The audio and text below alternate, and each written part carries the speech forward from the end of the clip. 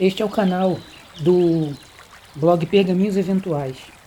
E neste vídeo vamos falar sobre o que está escrito em 1 Coríntios, capítulo 13, versículo 13, que diz: Agora, pois, permanecem a fé, a esperança e o amor, estes três, mas o maior destes é o amor.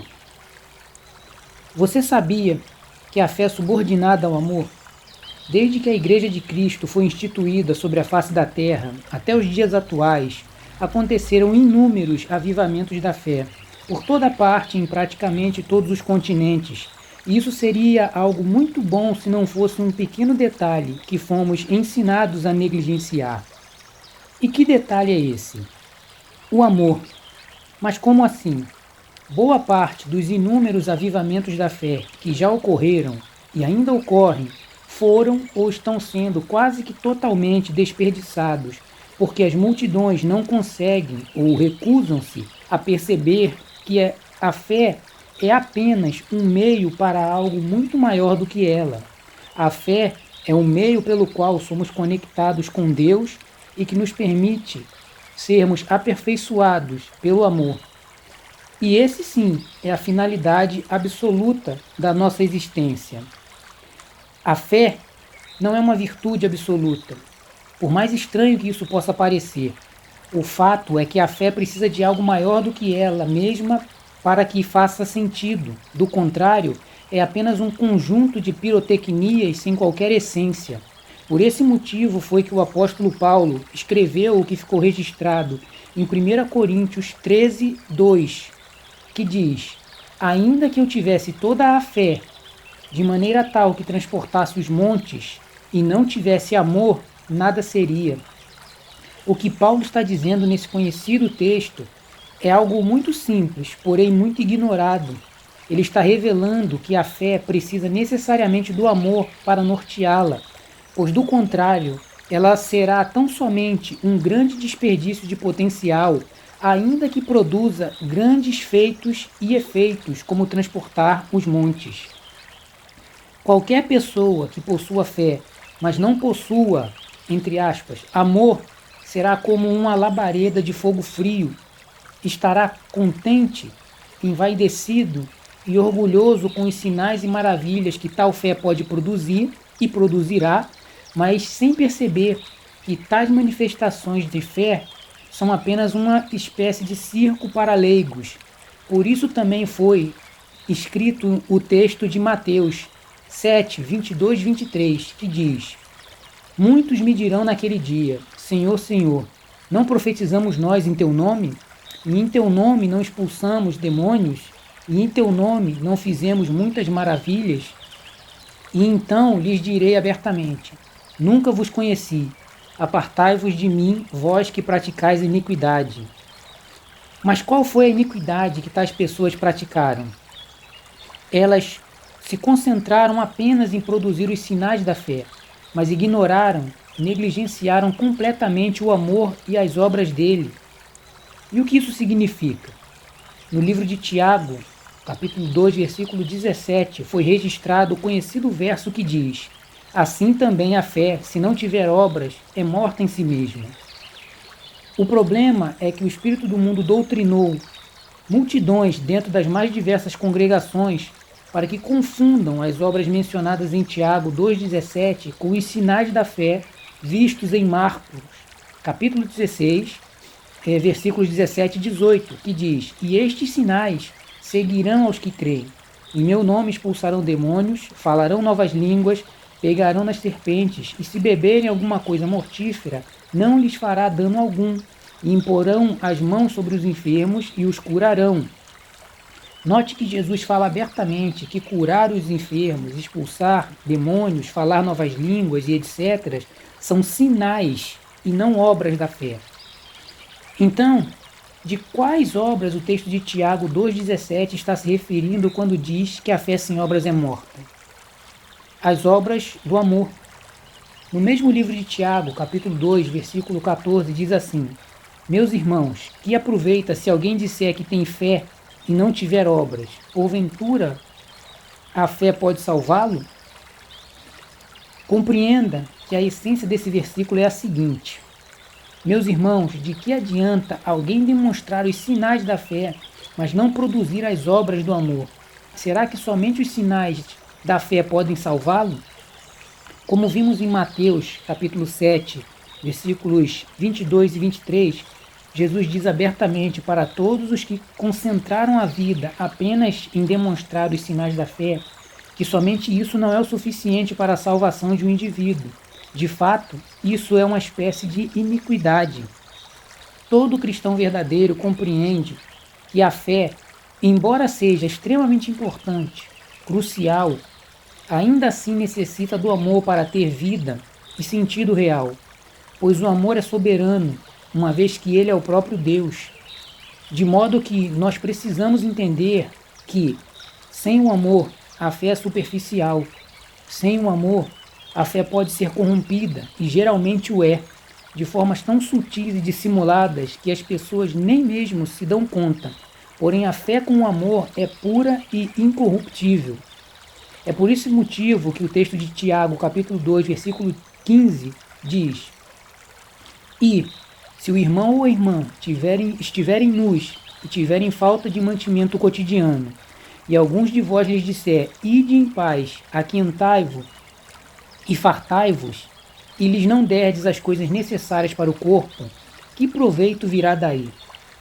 O que o apóstolo Tiago está dizendo nesse verso é que são as obras do amor aquilo em que devemos nos concentrar, pois são através de tais obras, em conjunto com a fé, que seremos justificados. Como o próprio livro de Tiago, capítulo 2, versículo 24, deixa claro, ao registrar o seguinte texto: Vede, então, que o homem é justificado pelas obras e não somente pela fé. Quando percebemos que a fé é subordinada ao amor, todo o nosso modo de pensar e experimentar a fé é automaticamente transformado e elevado para um nível superior, assim como toda a fé que brotar em nós através da Escritura Sagrada também será potencializada pela amplitude infinita do amor. E é nesse momento que as nossas obras deixarão de ser apenas sinais de fé, que são sim importantes, e passarão a ser primordialmente obras poderosas e essenciais de amor a Deus, ao próximo e a nós mesmos. Pois, como foi escrito em 1 de João, capítulo 4, versículo 8, aquele que não ama não conhece a Deus, porque Deus é amor. Em Marcos 11, 22, Jesus diz: Tende fé em Deus. Se entendemos que Deus é amor, nos tornamos conscientes de que a verdadeira fé em Deus não pode existir sem o amor. Somente os que compreendem isso serão realmente aperfeiçoados pelo amor e serão capazes de usar a fé além da superfície, além dos sinais, além da demagogia, além da hipocrisia, mas de maneira adequada e correta, produzindo abundância de obras amorosas. Estes são os indivíduos para os quais o amor nunca se esfriará e para os quais todo o avivamento da fé não se perderá, mas perdurará por toda a vida, de modo que guardarão tal fé até que sejam recebidos por Cristo na eternidade, exatamente como aconteceu com o apóstolo Paulo, que foi registrado no texto de 2 Timóteo capítulo 4, versículo 7, que diz: Guardei a fé. Estes são os verdadeiros cristãos, a verdadeira igreja de Cristo, aquelas pessoas para as quais o texto de Mateus 25:34 se refere quando afirma: Então dirá o rei aos que estiverem à sua direita: Vinde, benditos de meu Pai, possuí por herança o reino que vos está preparado desde a fundação do mundo. E por que Jesus falará isso a essas pessoas? Porque elas não se limitaram a viver baseando-se apenas nos sinais da fé, mas sim usaram a fé que deriva do amor para serem abundantes nas obras do amor, como o texto de Mateus 25, versículo 35 e 36 deixa claro ao dizer: Porque tive fome e deste-me de comer, tive sede e deste-me de beber, era estrangeiro e hospedaste-me, estava nu e vestiste-me, estive na prisão e foste-me ver. Este grupo de pessoas, os cristãos genuínos, estão muito mais concentrados e ocupados em produzir as obras do amor pela fé, do que em apenas manifestar os sinais da fé sem o amor, como infelizmente tem sido tão comum para muitos dentro das mais diversas congregações, de modo que, em algum ponto no futuro, o amor desses indivíduos, assim como ocorrerá com as pessoas no mundo, se esfriará completamente, como o texto de Mateus 24:12 deixa claro ao afirmar que "E, por se multiplicar a iniquidade, o amor de muitos se esfriará." Na verdade, se olharmos atentamente para a sociedade, veremos que ela está sendo inundada por uma polarização massiva, que é um sinal claro desse esfriamento do amor ao qual a Escritura Sagrada se refere. De fato, é muito comum ouvirmos pessoas dizendo que gostariam de ter mais fé. Eu mesmo já disse isso diversas vezes no passado, antes de ter os olhos abertos para o entendimento que estou compartilhando aqui. Mas quase não ouvimos alguém dizendo que gostaria de ser mais amoroso. Muitas pessoas oram e suplicam a Deus pedindo que Ele os acrescente mais fé. Mas tudo o que desejam fazer com essa fé é apenas demonstrar os sinais dela e se orgulhar disso em seu próprio ego ou perante outras pessoas, ainda que o façam de maneira inconsciente, sutil e dissimulada.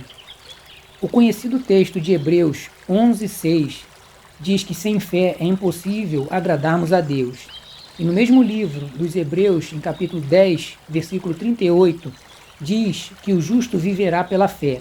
Porém, o ponto que não podemos nos permitir ignorar é o de que essa fé referida, não apenas nestes dois famosos versículos citados, mas também em todos os outros que tratam desse tema, é a fé viva, real, pura e incorruptível.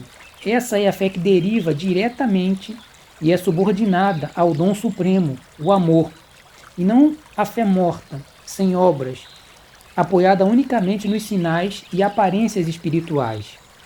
Se desejamos potencializar e purificar a nossa fé, temos necessariamente de compreender, de uma vez por todas, que é o amor e as obras dele que devem dar sentido e inspiração para a nossa fé.